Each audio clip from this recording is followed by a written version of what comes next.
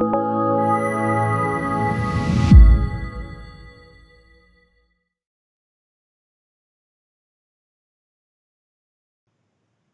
I'm Jacob Hornberger, president of the Future of Freedom Foundation, and this is this week's issue of the Libertarian Angle, the show that, as many of you know, brings you the burning issues of the day from a libertarian perspective. And I'm joined as I am every week by my co-host, Richard Ebeling, as well as a special guest, Bryan Caplan, who teaches at George Mason University. Welcome to both of you guys.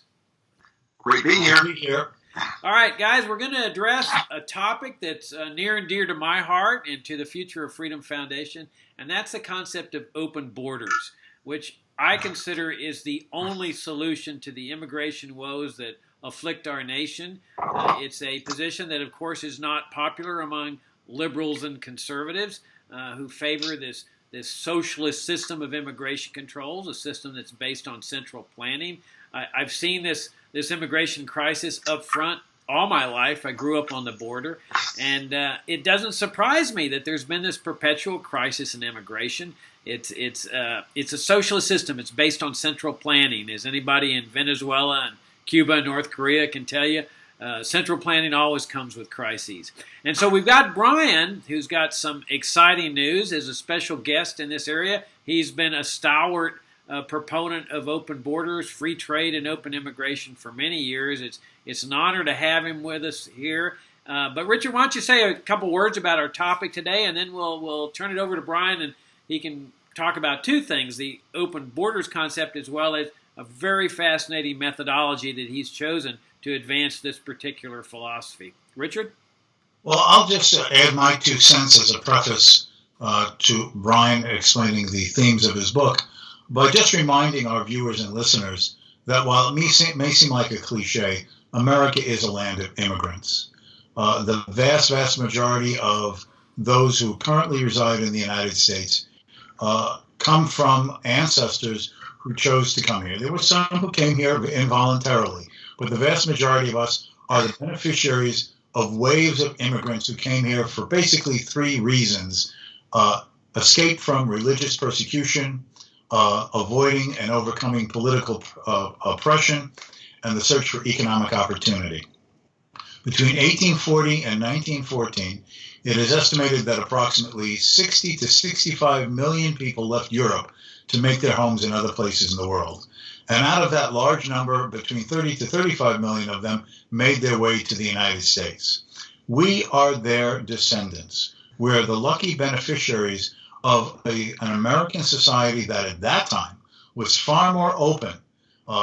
You bought a ticket, you boarded a ship, you reached an entry point such as New York City. If you didn't have a communicable disease and didn't have what they defined at that time as a mental defect, welcome. America is the land of the free and the home of the brave. Make a new start and a new life for yourself. That is what helped make America great. The idea that the individual could make a new start as an individual in a free land, or certainly a lot freer land than the ones that they were escaping from. And if it had not been for those open borders of that time, there are many of us who would not be enjoying the remaining degrees of freedom that we still have in the United States today. And I think it is important for those of us who appreciate this historical context to once again make the case for an open America so others may have their second chances and strengthen and enrich the country that they would otherwise be denied the chance to come to. Okay, great. Well, okay, Bryan, I'd like you to talk about 3 things here today then.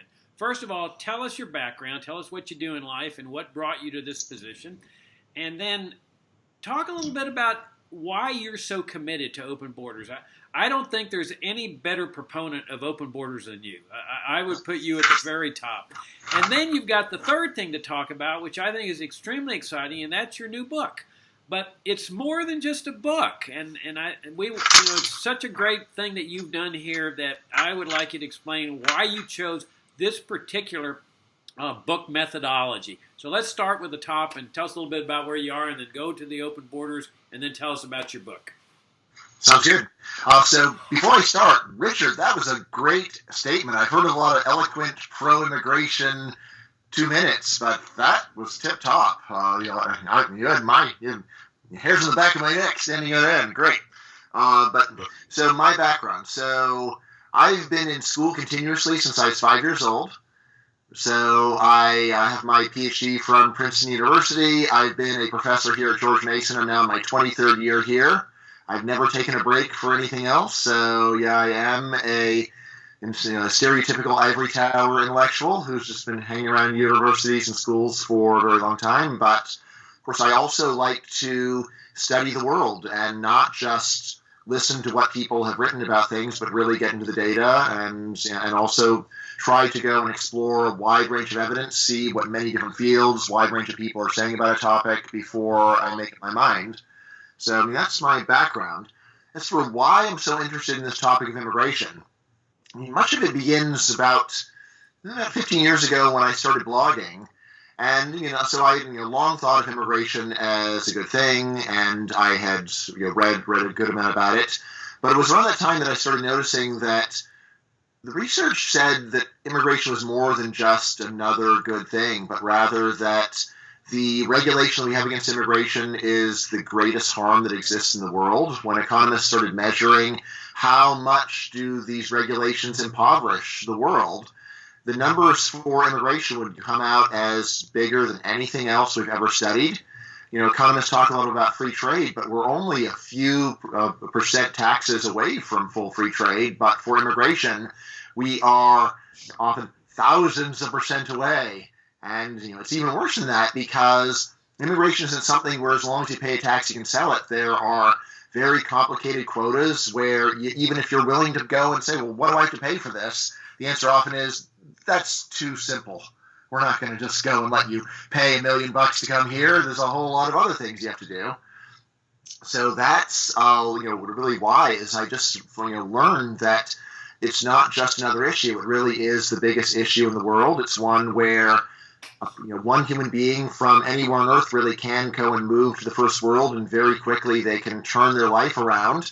Of course, they're not going to be rich compared to Americans, but compared to what their life was like back home, 1 week changes your life. Haitian shows up on the streets of Miami, and just shining shoes, he can have a life that is so much better than anything that he could have had at home.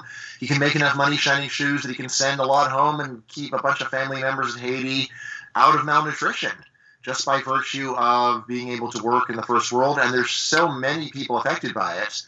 And again, this is one where when you step back, you realize this is almost totally caused by government. The cost of physically moving from a poor country to rich country is now peanuts. It's chump change.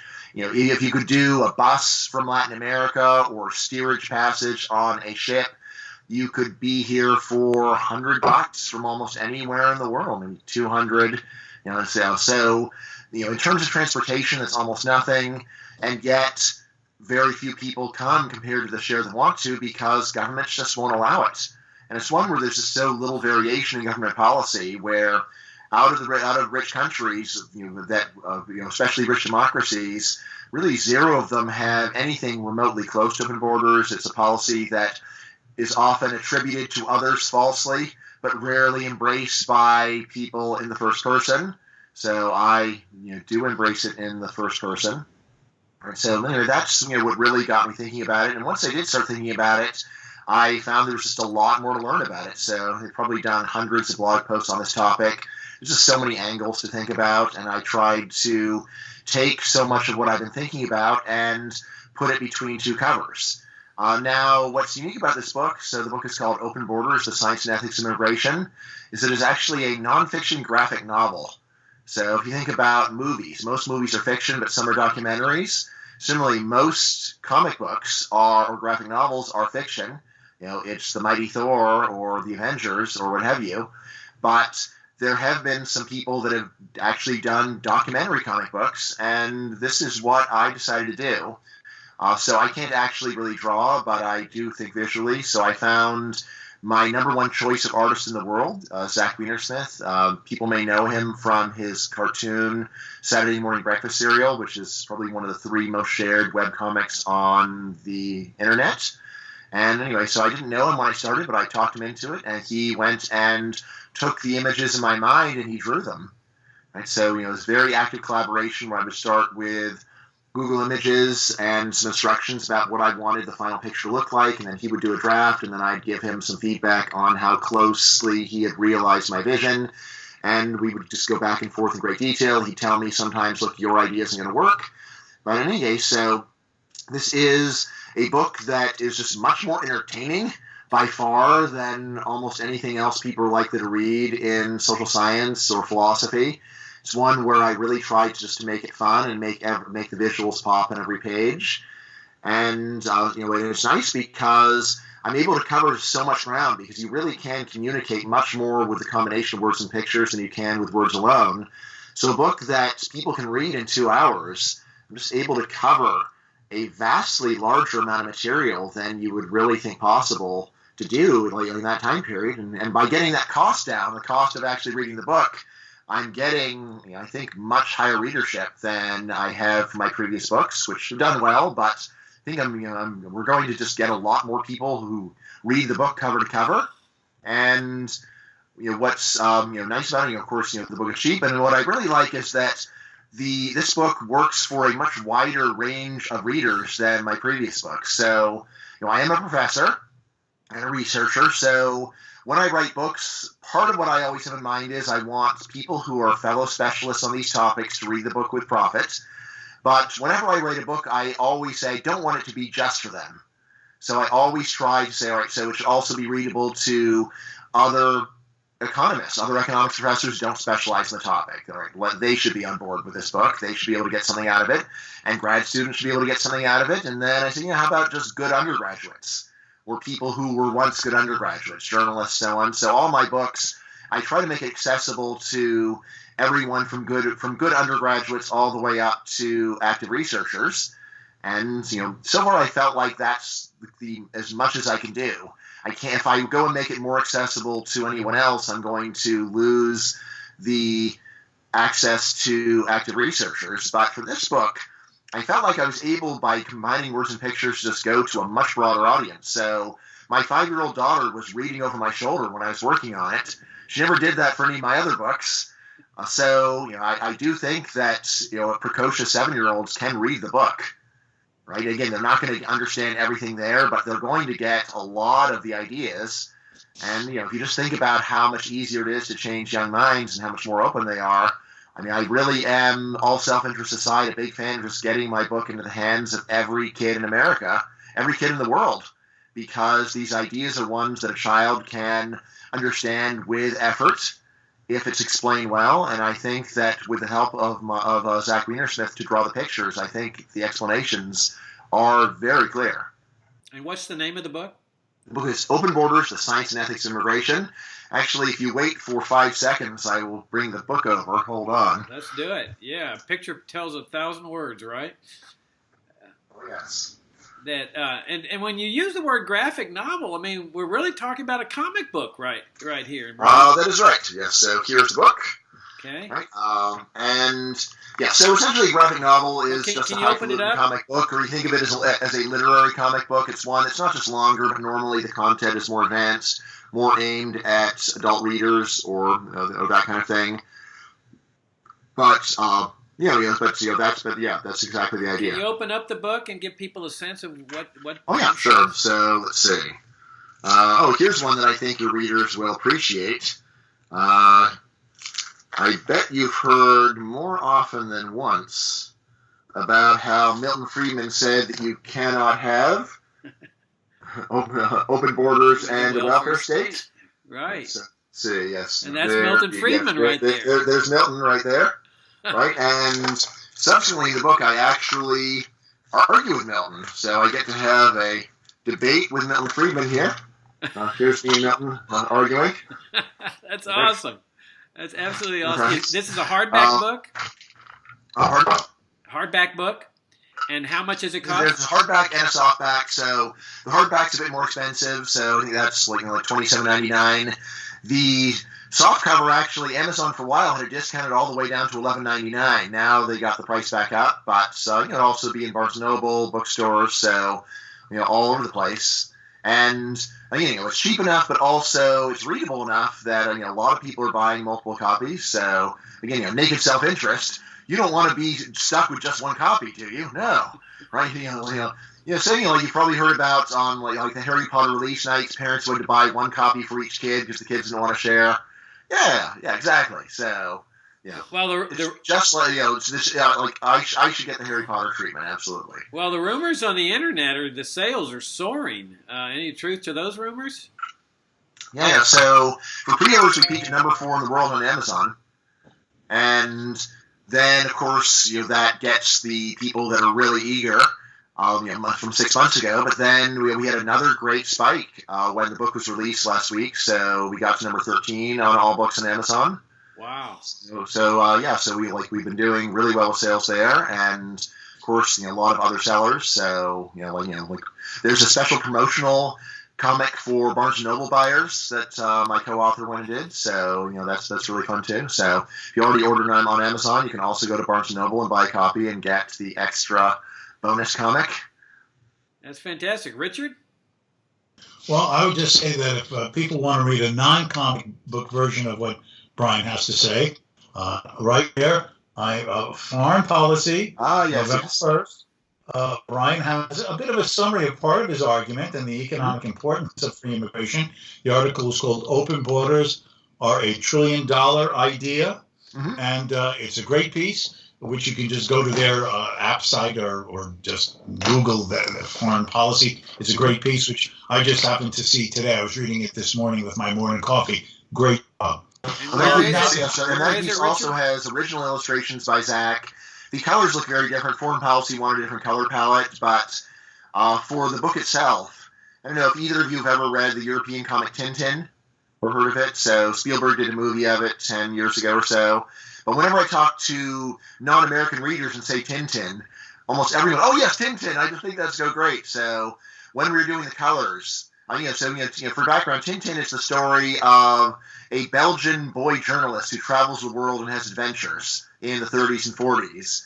And the way the book is drawn is it shows that a world that is magical, and it basically makes you want to visit everywhere on Earth because it's all not just drawn beautifully, but the color palette is so lively. It's just like entering into this magic world. When Tintin goes to China or Japan or Africa, or Tintin goes to South America, and wherever he goes, when you read these books, you think, wow, I want to be there because it looks so great.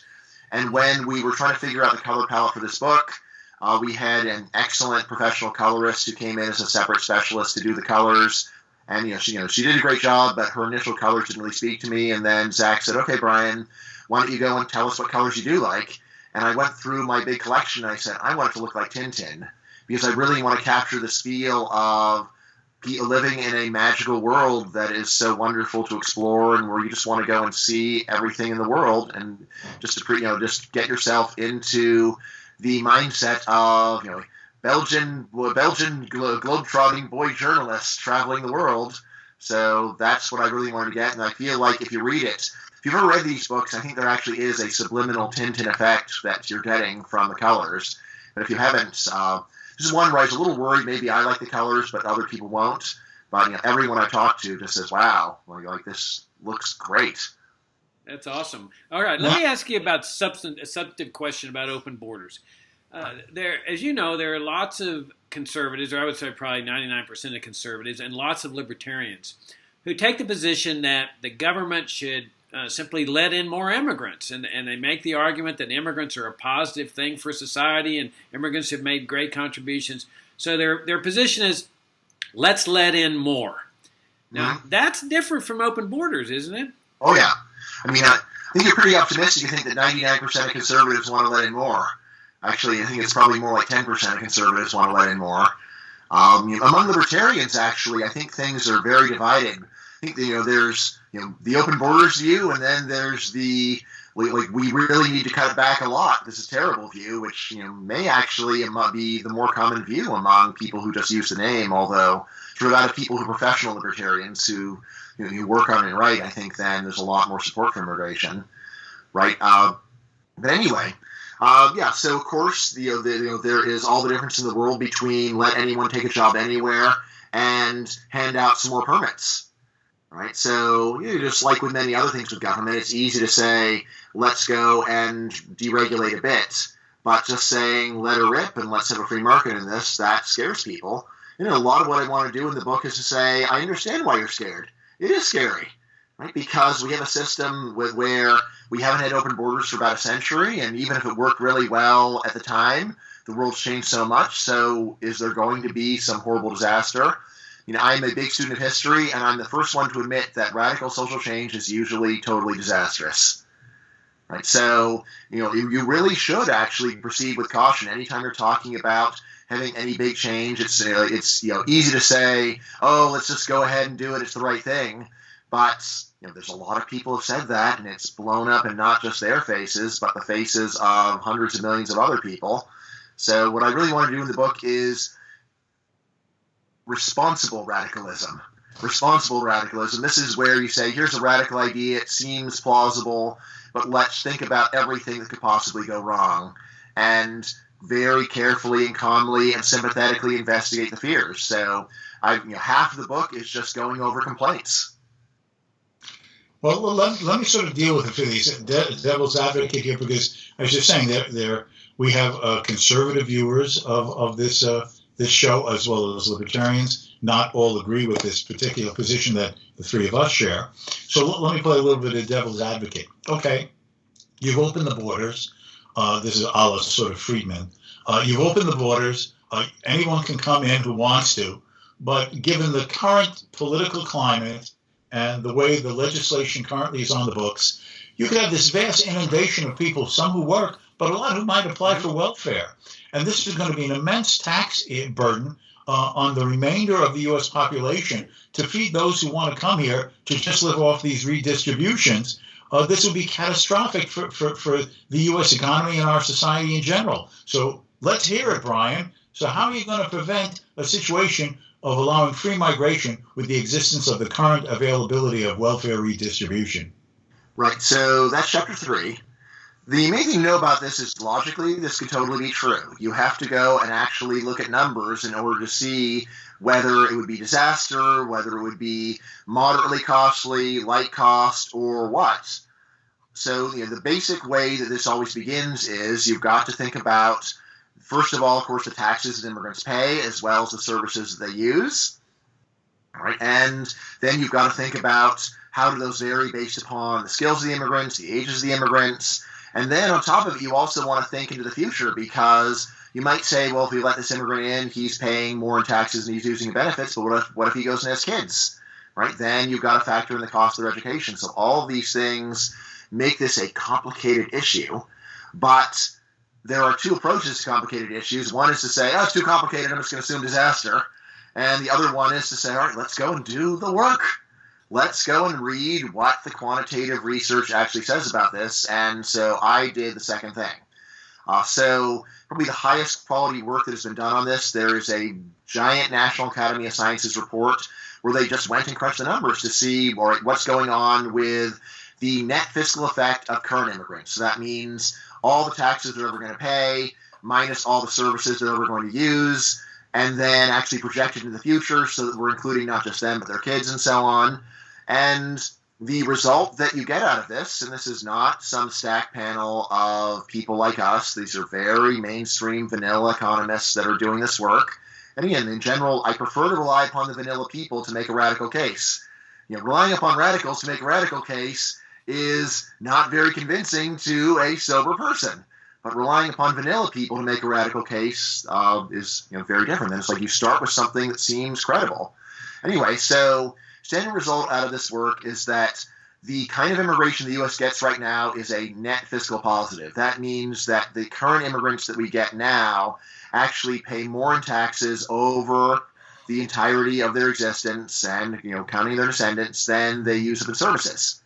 Right, then if you go and break it down by education level, higher educated immigrants are indeed a better deal, but still, you need to go down pretty far the educational ladder before you start getting people that are net negative. And then furthermore, if you break it down by age, what you really see is that it's the elderly immigrants that are expensive. because they're close to getting a whole lot of government money in their system.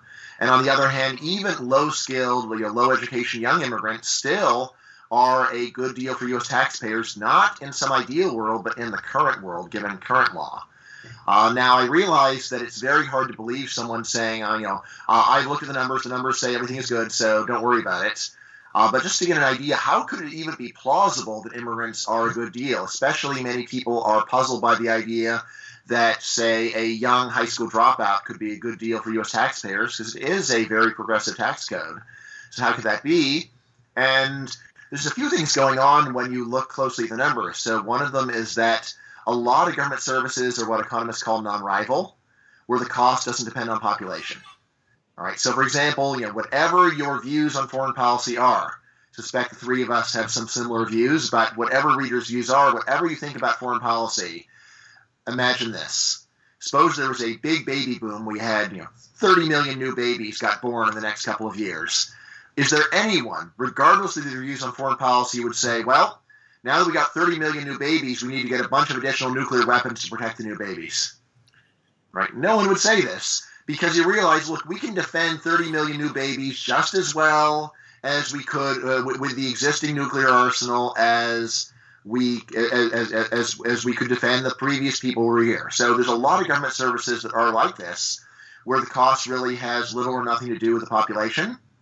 And as a result, letting in immigrants is a lot like letting in people to a cheap matinee at a movie theater.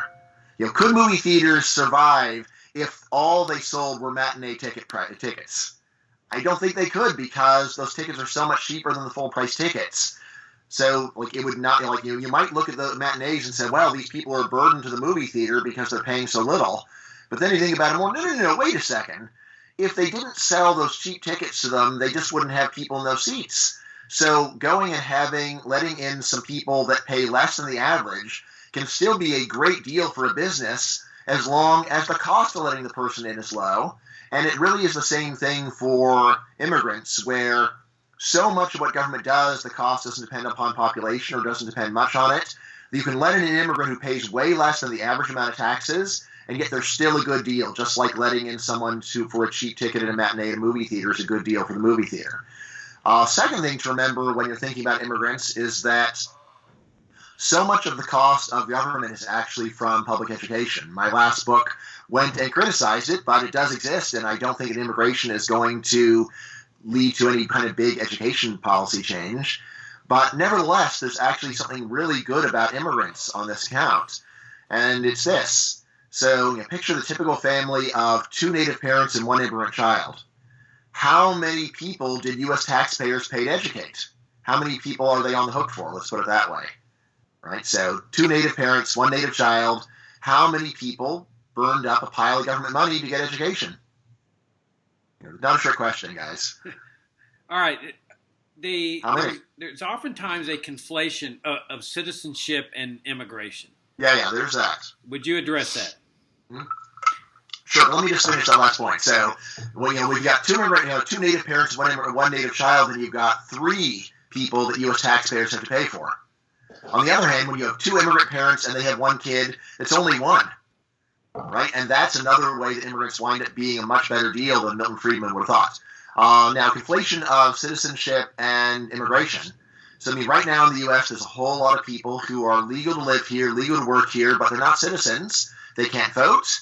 And sometimes they can get government services. Usually there's some restrictions depending upon how long you're here and that kind of thing. So now people often think of these as the same thing, but of course they are quite different.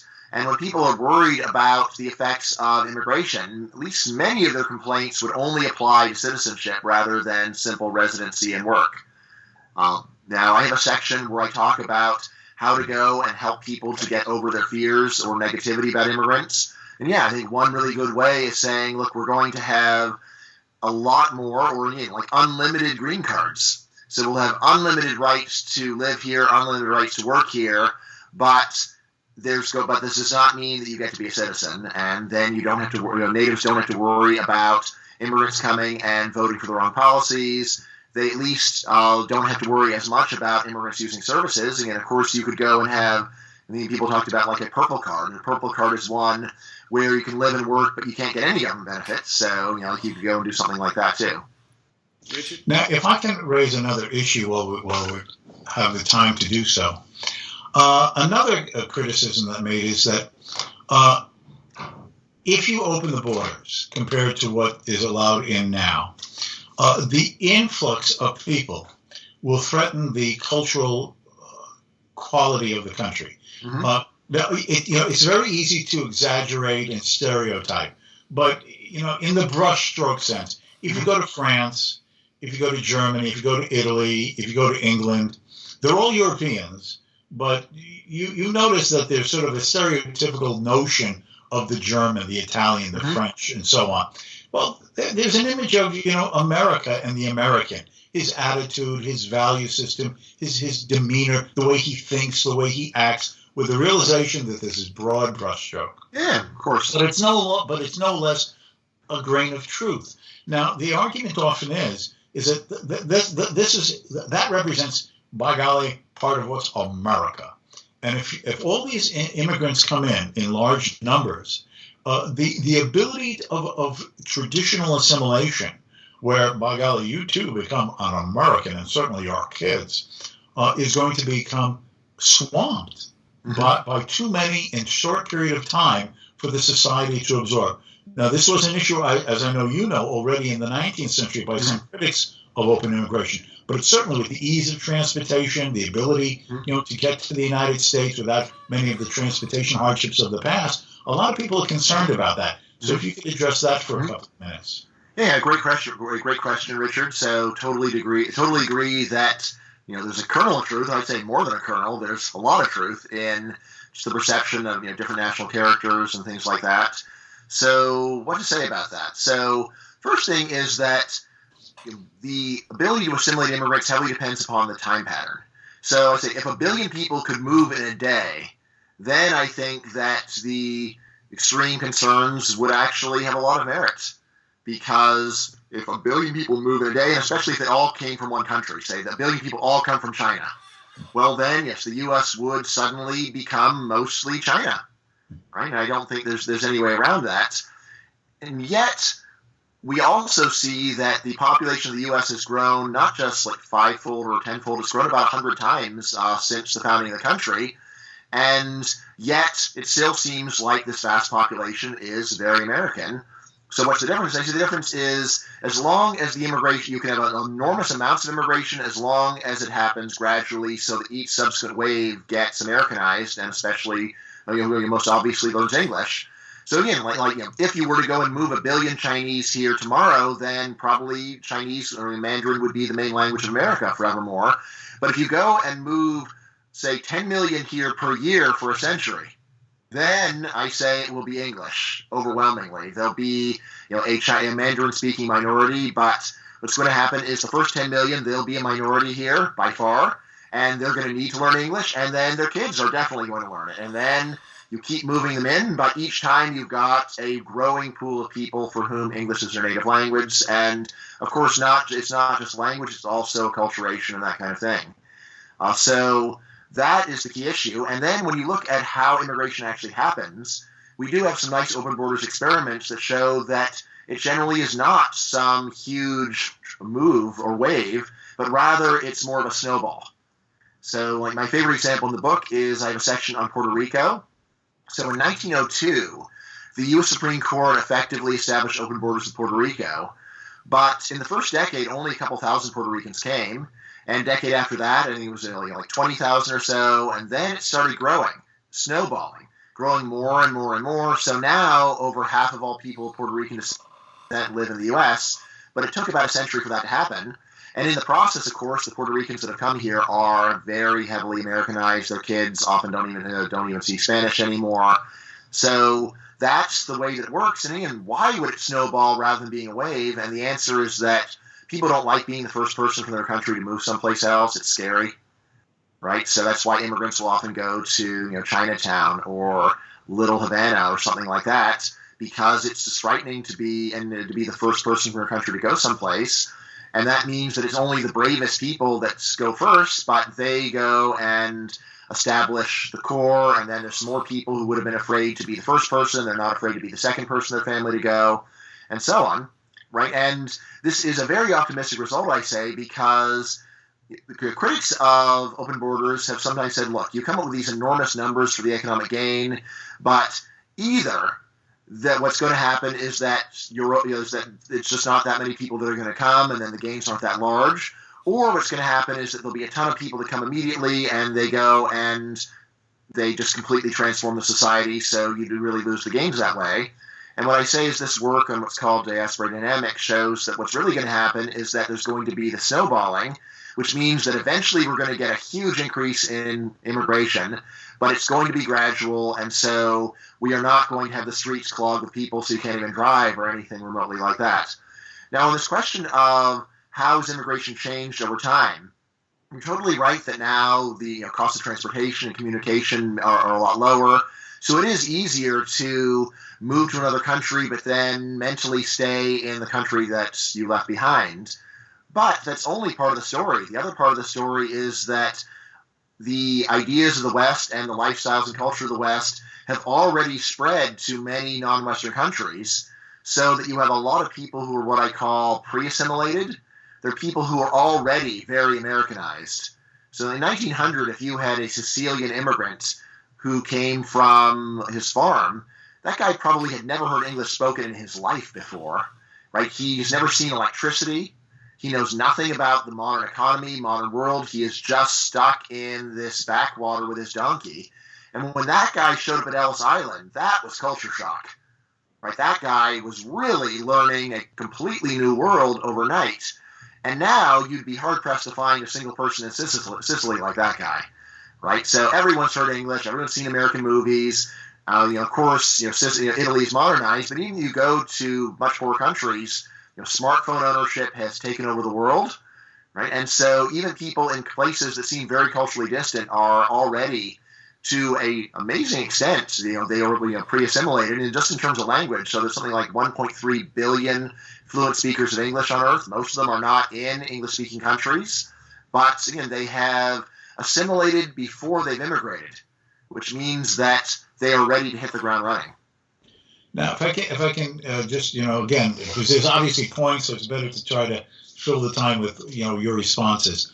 Another element is more narrowly economic, and that is waves of immigrants, whether a trickle or then a snowball, is obviously going to affect labor markets in the United States. In the aggregate, the fear is that wages in general will be pushed down because of the number of people entering the labor market as a whole. But even if we sort of disaggregate that and say, well, not all labor is equal in skills, background, education, etc., the argument would still be made is that, particularly with the ease of transportation now, the waves of those with lower end skills will so swamp those equivalent sectors of the U.S. economy that those who are already in the low income brackets in the U.S. will be threatened with being pushed even lower because of the foreign competition in their educational experience categories. So you may be helping some who come here, but what will that do to the standards of living of those who are already here? Maybe you could address that a little bit. Yeah. So another great question. So this is one where if you know little economics, the doomsaying makes sense, because you say, okay, so we got supply and I've got demand. And if we let under open borders, what's going to happen? And the natural reaction is, so that's going to be an enormous increase in supply of labor. And then you draw the graph and you say wages go down really low. All right, and I'm done. All right, and if I gave this to students in the first week of Econ 1, I would say, okay, I'm proud of you. However, there's more to Econ than the first week of Econ 1. Right, and here's the thing: when you're talking about just one very particular market, you're talking about, say, wages for economics professors, then this simple reasoning makes a lot of sense. So we go and let in 1 million new economics professors. What's going to become of those of us who are already here? Yeah, we're going to be going and eating dog food after this, or at least those of us without tenure, people without tenure. Well, we'll be eating, we might even have to find another kind of job. Oh my God, heaven forfend. But However, at the level of a country, there's something very important to remember, which is that at the level of a national labor market, other workers are not just competitors. Let's see. Sorry, guys. Let's see. They just started mowing, or I think that they'll move shortly. Should we pause for a couple minutes, or what do you think? That's fine, and we're going to need to wrap up in a minute after this answer anyway. Okay, all right. So in that case, yeah. So all right. So we'll just cut this part and then I'll forward. You're coming through fine. When you're thinking about the economy of the whole country, you have to remember that other workers are not just competitors for your job; they are also people who produce the stuff that you buy.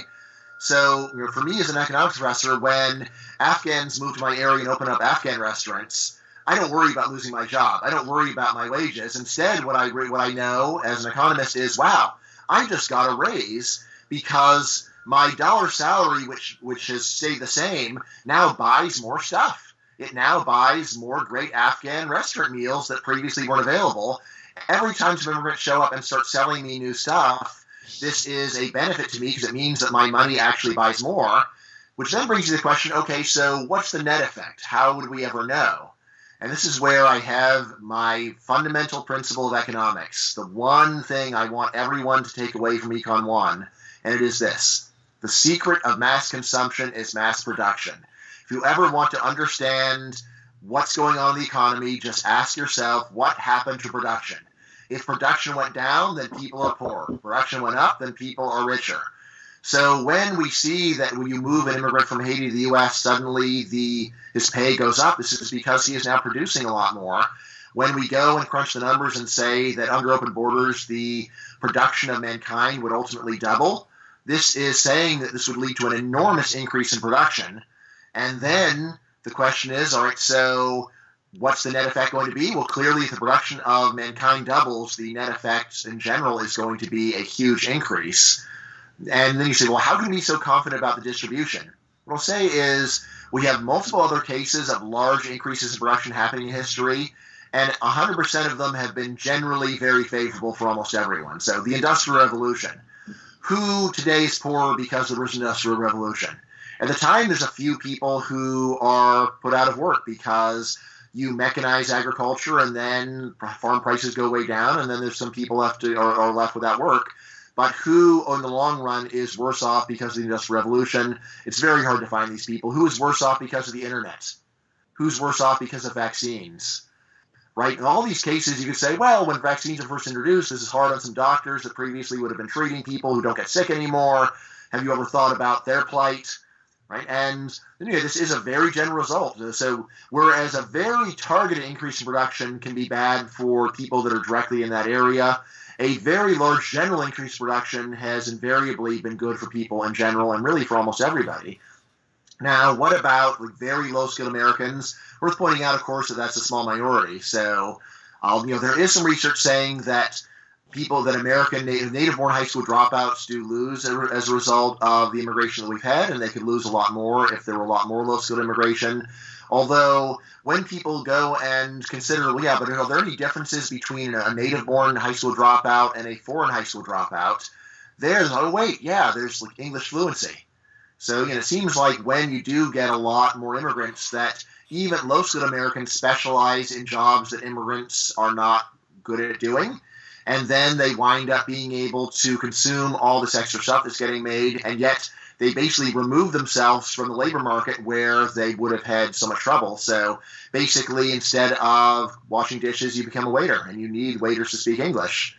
Right? So, there's been quite a bit of work on this, but the very optimistic scenario really makes a lot of sense. And on top of this, it's important to remember that labor isn't the only source of income, even for very poor people. If you own a home, then having a large increase in population is really good for you. If you're going to inherit your parents' house, having that large increase in population is really good for you. If you need to have someone to take care of your kids, if you need elder care, these are all areas where the benefits of immigration are not just going to the rich, not just going to the middle class, but are going to anyone who's got the assets that they can go and use to buy the products immigrants make. All right, that's great. We're about out of time. Richard, any parting comments? No, I would just, if I may, I would just say is that freedom is important.